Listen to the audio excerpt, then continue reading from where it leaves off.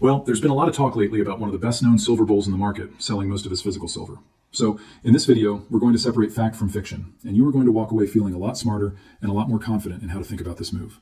And today in New York, it is Sunday, April 19th. Let me know in the comments what day and date you're watching from. And if you value this kind of work, subscribe and comment Our John AG so I know you're here and so I can keep making more of these breakdowns. So, in case you have heard some of the chatter floating around, this is basically what people are saying. They are saying, hold on, a guy who spent decades around this market just sold almost all of his silver. They hear that, and immediately the conclusion becomes, well, that must mean the silver trade is over. The top is in. The smart money has left the building, and everybody else is late. Okay, that sounds dramatic. It also leaves out some very important details, because the core story is real. He did sell most of his physical silver. But the way that story keeps getting repeated is sloppy. It wasn't all of it. It was around 4/5. He also did not present the move as some grand declaration that silver is dead. In fact, the logic was almost the opposite. He was saying, in effect, that silver had already made a huge move, and that other instruments now offered a better payoff from this point forward. That is a very different statement. And by the way, that difference matters a lot, because if you confuse a tactical rotation with a bearish call, you can end up learning the exact wrong lesson from the exact right event. So let me show you what I mean. First, we need to be very clear about who we're talking about here. This is not some random hot take from somebody who discovered silver 3 months ago. This is a veteran resource investor whose career goes all the way back to the 1970s, who built and later folded a major resource investing business into a much larger precious metals platform, and who has been through more commodity booms, busts, fake-outs, and sentiment reversals than most people watching this have even seen charts of. He has lived through inflation scares, deflation scares, mining manias, financing droughts, and every emotional phase in between. So when somebody like that makes a visible move, you don't have to worship it, but you do have to take it seriously. Now, does that mean he is always right? Of course not. Nobody is. But it does mean there is probably a framework behind the move, and that framework is what we want to understand. Because the lazy version of the story is, silver bull sells silver, therefore danger. The smarter version is, what exactly did he sell? When did he sell it? What did he buy instead? And what does that tell us about the stage of the cycle we may be in right now? Those are very different questions. Now, to understand why this caught so much attention, you have to remember what silver just did. Based on recently published market updates, silver had one of the wildest runs of any major traded metal going into this year. It exploded in 2025, then kept running into January, and for a moment it looked like the market had forgotten what gravity was. You had price headlines everywhere. You had momentum buyers piling in. You had social media celebrating every uptick as if it proved the next one was guaranteed. And when you get that kind of atmosphere around any asset, people start believing that the trend itself is the thesis. That is usually when mistakes get made. So when silver went from being ignored to being chased, and then one of the most recognized long-term bulls decided to trim back hard, people naturally reacted. They thought, wait a minute, why would somebody who understands this space better than almost anyone do that right here? And that is the right question. The wrong question is, did he abandon silver? Because no, not really. What he abandoned was one specific form of exposure as the best place for fresh speculative dollars. That is not the same thing. In fact, one of the most important details here is also one of the most commonly missed. Verified reporting later showed that the proceeds were not just parked in cash, and they were not just split between gold and mining shares. Roughly a quarter went into physical gold, another quarter went into oil and gas stocks, and the remaining half went into higher quality silver equities. So this was not a panic move. This was not a bunker move. And it definitely was not a vow to never touch silver again. It was a reshuffle. And that reshuffle tells you something really important. He wasn't trying to get away from hard assets. He was trying to move from a trade that had already delivered a huge amount of the easy upside into assets that, in his judgment, had more asymmetry left in them. That is a completely different mindset than fear. Now, another detail that gets blurred all the time is the timing. People hear that silver later printed an even crazier high, and they start telling the story as if he nailed the exact top or sold into the final fireworks. That is not the clean version of what happened. In a later discussion, he said he sold around the mid-70s. Silver then went higher after that, much higher. So this was not some magical top tick prediction. It was a disciplined trade. And I want to pause on that because I think this is where a lot of people miss the point. Selling before the absolute peak does not invalidate the decision. Not even close. In real markets, the goal is not to sell the last dollar to a stranger you have never met. The goal is to make decisions when the odds still favor you and before the emotional atmosphere starts making your decisions for you. That is a very different game from trying to win a screenshot contest. So why did he do it? The cleanest way to understand it is this. When he originally bought physical silver years earlier, silver was deeply out of favor. It was cheap relative to the enthusiasm surrounding other things. It was not in fashion. It was not being chased. It did not have that manic glow around it. In that environment, owning the metal itself made a lot of sense because the first move, the clean move, the easiest move, was simply for sentiment to normalize. But after silver ripped higher and everybody suddenly wanted in, the situation changed. The metal had already done a lot of the heavy lifting. And once that happens, you have to ask a different question. You no longer ask, can silver go up? You ask, what gives me the best payoff if silver stays high, or even just stays respectable? And that is where his answer changed. His view, put simply, was that many silver stocks were still being judged through stale assumptions. In other words, the metal had moved, but the equity models had not fully caught up. So if silver simply held at a much higher plateau than the old assumptions embedded in those businesses, the stocks could rise even without another huge explosion in the underlying metal. That is the heart of it. And by the way, that is not crazy. From recent market updates, analysts raised their average outlook for silver this year very sharply after the move we just saw. That tells you the street itself was playing catch-up. When forecasts move that hard in a short period of time, it is a sign that expectations were anchored to an older regime and then had to be dragged toward a newer one. If you believe the equities are still wearing yesterday's assumptions, while the metal is trading in today's reality, then yes, there can be a gap there. So his logic was not, silver is bad. His logic was, physical silver may no longer be the most efficient way for me, personally, to express a bullish precious metals view from here. That word personally matters too. Because here's where I think some people overstate the lesson. There is a huge difference between an investor optimizing for speculative upside and a person who holds physical silver for discipline, savings behavior, privacy, long horizon protection, or simply because it helps them stay outside the constant noise of paper markets. Those are not identical missions, and this is where I would challenge the most simplistic reading of his move. If your goal is maximum torque, then yes, miners might beat the metal in the right environment. But if your goal is certainty of ownership, no boardroom risk, no management missteps, no jurisdiction risk, no share dilution, no operational surprise, then physical metal still does a job that stocks do not do. So for some people, physical silver did not become inefficient. It remained exactly what it was supposed to be. That distinction is important because otherwise every move by a professional speculator gets treated like a universal commandment, and it isn't. A pro can be right for his objective and still not be giving you the correct answer for yours. Still, even after saying that, I think his argument deserves respect. Because the case for miners here is not just that they are levered. People say that all the time. The real case is subtler. It is that if the market has not fully re-rated their earnings power to reflect a much higher silver price deck, then the upside can come from two places at once. You can get help from the metal itself, yes, but you can also get help from valuation catching up. That is different from just saying, miners go up more than silver. And there is another layer here that actually strengthens his broader point, even if you don't agree with every part of it. Silver's move was so violent that it started changing behavior around the metal itself. According to recent reporting, solar manufacturers accelerated efforts to use less silver and, where possible, substitute toward copper because the cost pressure had become too large to ignore. That does not mean industrial demand disappears tomorrow. It doesn't. Silver still matters in electronics, solar, electrical applications, and investment demand. But it does mean high prices start inviting adaptation. Markets do this all the time. When something gets expensive enough, people search for workarounds. Not instantly, not perfectly, but they do. So a serious investor has to at least entertain the possibility that after a historic surge, some of silver's own success starts planting the seeds of resistance on the demand side. That doesn't kill the bull case, it just makes the next leg more complicated. At the same time, and this is where the story gets interesting again, the longer-term backdrop for silver is not exactly soft. Recent industry numbers still point to another structural deficit this year. Above-ground stocks have been drawn down hard over the last several years. Physical investment demand is expected to recover in the West, and even after the frenzy cooled off, the market did not suddenly become loose and boring. It remained tight enough that analysts were still warning about the possibility of renewed liquidity stress if volatility returns and demand wakes up in the wrong places at the wrong time. So what does that mean? It means you can have two things be true at once. You can believe silver still has a powerful long-term setup, and you can also believe that after a massive repricing, the straight line easy money in the metal itself may be behind you for now. Those two ideas can live in the same room. And honestly, that is probably the most mature way to think about it. Because markets are not cartoons. They do not move from bullish to bearish with one dramatic sound effect. Most of the time, they transition. They move from cheap to less cheap, from ignored to noticed, from noticed to crowded, from crowded to overowned. And during that process, the best expression of the theme can change, even if the theme itself is still alive. That is what this looks like to me. Now, I also think the gold allocation is more revealing than people realize. A lot of viewers heard about the silver sale and focused only on the miners because that's the exciting part. But the gold slice matters, because it tells you he wasn't just asking, where can I make the most? He was also asking, where do I store some of what I already made? That is a different question. Gold, in his framework, is not the same bucket as silver. Silver was a speculation. Gold was closer to savings. And that distinction may sound overly neat, but there is actually a lot of sense in it. Gold is less explosive, less industrial, less identity-driven in the retail crowd, and usually more associated with purchasing power defense than with lottery ticket upside. So when you move a piece of a big win from silver into gold, you are not renouncing hard assets. You are moving some winnings from offense to defense. That is portfolio management. And then there is the oil and gas piece, which a lot of people conveniently left out when retelling this story. Why does that matter? Because it tells you he was not just rotating inside the precious metals box. He was scanning the broader natural resource landscape for places where capital had not yet fully crowded in. In other words, he was looking for the next overlooked pocket. And this is where his thinking becomes more consistent than it first appears. He bought silver when silver was neglected. He sold most of it after it became a headline sensation. Then he redirected capital toward areas he believed were still underappreciated. Whether you agree with his specific selections is a separate question, but the pattern is coherent. He is not chasing applause. He is cashing it and moving on.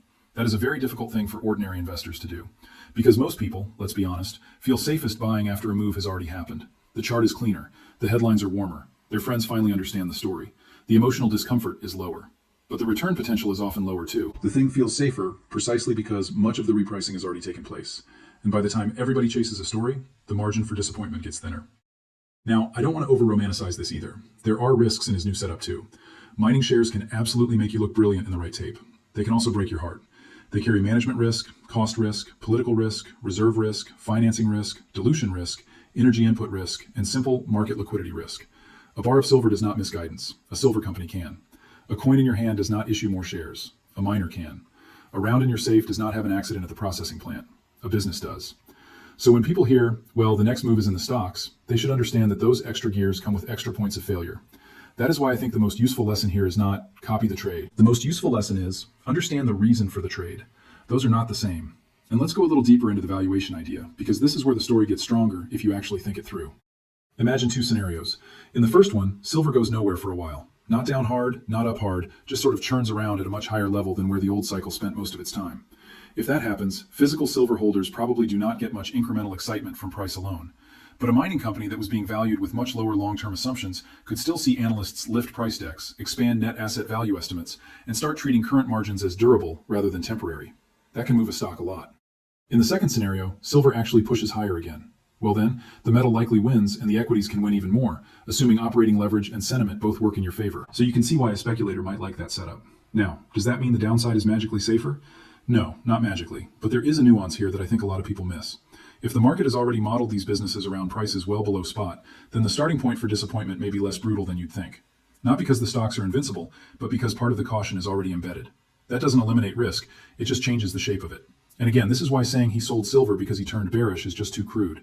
It misses the actual geometry of the decision. There is something else worth pointing out too. Silva's rally was not driven by one thing. It had industrial demand in the background. It had supply tightness. It had investment demand. It had momentum. It had fear of missing out. It had geopolitical stress. It had a physical squeeze narrative. It had that dangerous cocktail where a fundamentally interesting market becomes a socially exciting market. And once that happens, price discovery stops feeling calm and starts feeling theatrical. That is, when seasoned people often start trimming. Not because they doubt the story, but because the story has stopped being quiet.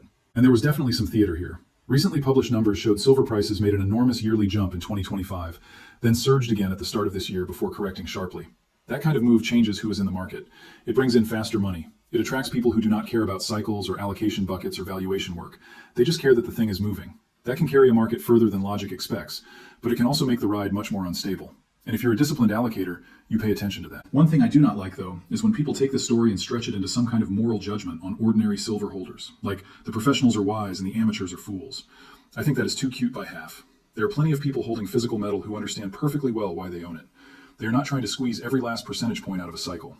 They are building a savings habit outside the traditional financial system.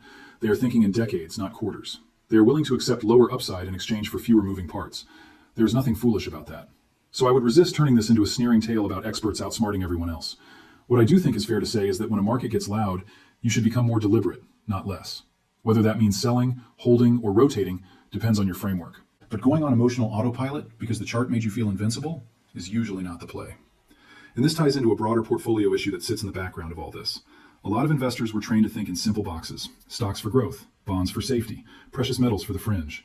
That old map has been getting messier. From recent public commentary by major Wall Street strategists, even the classic 60-40 allocation no longer enjoys the kind of automatic respect it once did.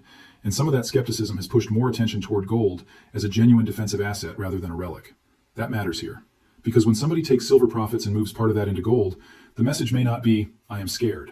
The message may be, I want something that I expect to behave differently if the next stage gets more disorderly.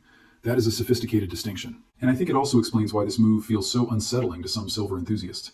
They wanted the story to be pure. They wanted it to be silver up forever, hold forever, never touch anything else, and everybody who trims is weak. But real capital allocation is rarely that pure. It is messy, it is comparative, it asks annoying questions. It forces you to rank opportunities instead of marrying them. That is what happened here. He did not say silver cannot go higher. He said that for his money, at that moment, there were better ways to own the broader theme. Now, let me add one more piece of fresh context that I think is really important. Silver is in a strange position right now because it sits at the crossroads of two different identities. It is partly an industrial input and partly a monetary style asset. That means it can attract very different buyers for very different reasons.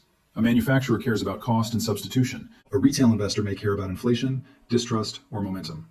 A fund might care about relative value versus gold. And because those groups react differently, silver can swing much harder than people expect in both directions. That is one reason the metal can overshoot fundamentals and still have a respectable long-term case.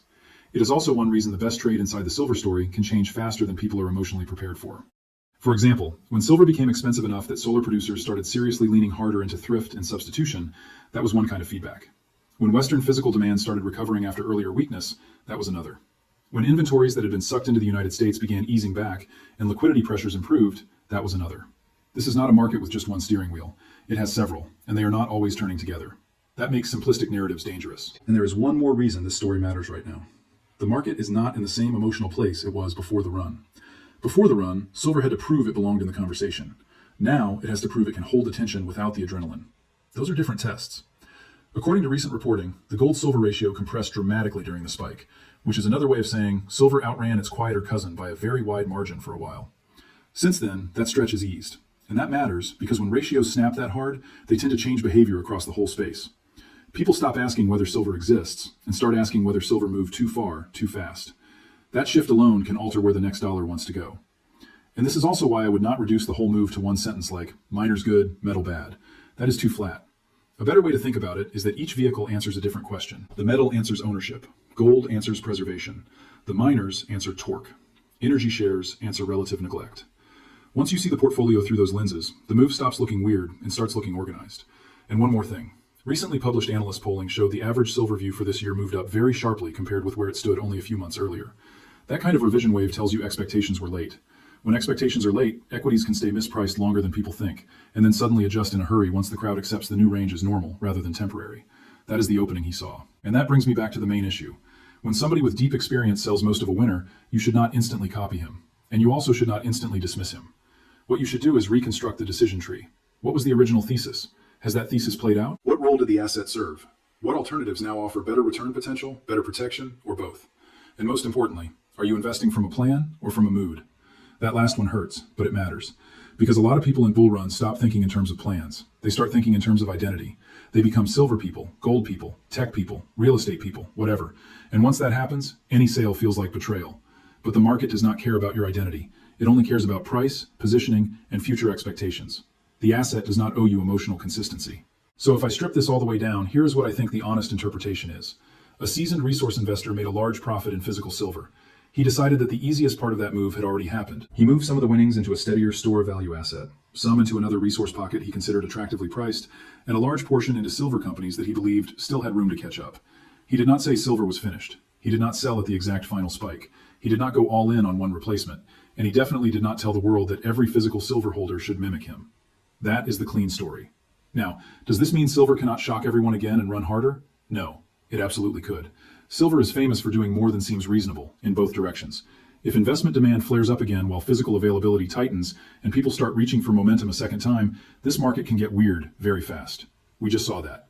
So there is still a path where the metal itself embarrasses anyone who got too clever too early. That can happen. But that possibility does not make his decision irrational. It just means he was playing probabilities, not fantasies. And there is another subtle point here that I think deserves attention. Discipline nearly always looks premature in a roaring market.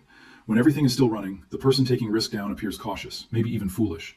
It is only later, after volatility returns, that people remember why discipline existed in the first place. So when you judge a move like this, you have to be careful not to grade it solely by whether the market gave one more dramatic surge afterward. Sometimes a good decision still leaves money on the table. That is not failure. That is the cost of being sane. By the way, this is also where a lot of viewers can actually learn something practical for themselves. You do not need to copy the exact trade to steal the framework. You can ask yourself, what do I own for offense? What do I own for defense? And what do I own because it keeps me calm? Those are different buckets. Mixing them together is how you create confusion. If you own physical silver as a form of personal discipline and financial independence, then stop judging it by the same standard as a speculative mining position. If you own mining shares for upside, then stop pretending they carry the same stability as coins in a box. Separate the jobs. Once you do that, stories like this become much easier to understand. And while we're here, let me ask you something. If silver just drifted sideways for the next year, would you rather own the metal itself, or would you rather own the best positioned silver companies? I genuinely want to know where you land on that, because the answer tells me a lot about how you think about risk. And here's another one. Do you see physical silver primarily as savings, speculation, or a mix of both? Put that in the comments too, because a lot of disagreement in this space comes from people using the same word for completely different purposes. Also, if you're successful, share your success story in the comments so others can stay motivated. Now, before I wrap this up, I want to deal with one final weak interpretation that keeps popping up. Some people hear about a veteran investor trimming a big winner, and they immediately start inventing emotional reasons. Maybe he is scared. Maybe he is retiring. Maybe he lost conviction. Maybe he just wants out. I don't think that is the right read, and I don't think the evidence supports it. The much simpler explanation is usually the better one. He had a thesis. The thesis worked, maybe even better than expected. The market environment changed. Relative opportunities changed. So he reallocated. You do not need a dramatic personal story when a portfolio explanation already fits. In fact, making it about age or fear actually distracts from the valuable part, which is the mechanics of how experienced people compare opportunities across a cycle. And this is why I keep coming back to the oil and gas slice, because that piece ruins the lazy narrative. If he had moved everything into gold and cash, then, okay, you could argue the move was mostly about caution. But when a meaningful chunk goes into another beaten-up resource sector, the message becomes much clearer. He was still hunting return. He just did not think physical silver remained the best hunting ground for every new dollar. That is a rotation, not a surrender. So where does that leave us? In my opinion, it leaves us with a much more nuanced and, frankly, more useful takeaway than the headline version. Silver can remain in a powerful secular story and still become tactically crowded. Physical silver can remain a valid holding and still be less attractive than miners for speculative upside. Gold can remain boring in the best possible way and still deserve fresh capital after a large silver win. And a smart investor can sell a lot of a winning asset without turning into a traitor to the thesis. All of that can be true at the same time. So the next time you hear somebody say, he sold his silver, therefore the bull market is finished, I want you to slow that down. Ask what he sold. Ask how much. Ask what replaced it. Ask what role the asset served before and after the move. Ask whether the point was downside fear, valuation logic, portfolio balance, or simple discipline. Once you do that, the story becomes less shocking and much more instructive. And honestly, that is the real value here. Not the drama, not the outrage, not the tribal reaction. The value is in realizing that great investors are not just making predictions. They are constantly comparing uses of capital. They are asking, what has already happened? What has not yet happened? And where do I get paid best for being right from this point forward? That is the level most people never quite get to. If you can start thinking that way, even a little bit, you become much harder to shake out, much harder to lure in at bad moments, and much better at separating a story from a setup.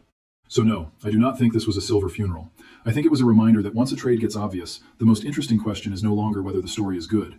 The most interesting question is whether there is now a better vehicle for the same broad view. That is a much tougher question. It is also the right one. And maybe the best way to end this is with a little humility, because markets have a way of embarrassing everybody. The metal could rip again. The miners could lag longer than expected. Gold could quietly do its job while everybody ignores it. Oil and gas could turn out to be the real hidden winner. Or the whole space could stay choppy for longer than either bulls or bears want. All of those are on the table. What matters is not pretending certainty where there is none. What matters is understanding the logic behind the choice. That is what serious people do. If you got value from this, make sure you're subscribed and comment Our John AG so I know you want more videos built like this. And just remember, this is for education and discussion only. I'm not your financial advisor, I'm not giving you personal investment instructions, and you should make decisions based on your own goals, your own risk tolerance, and your own homework before you move a single dollar.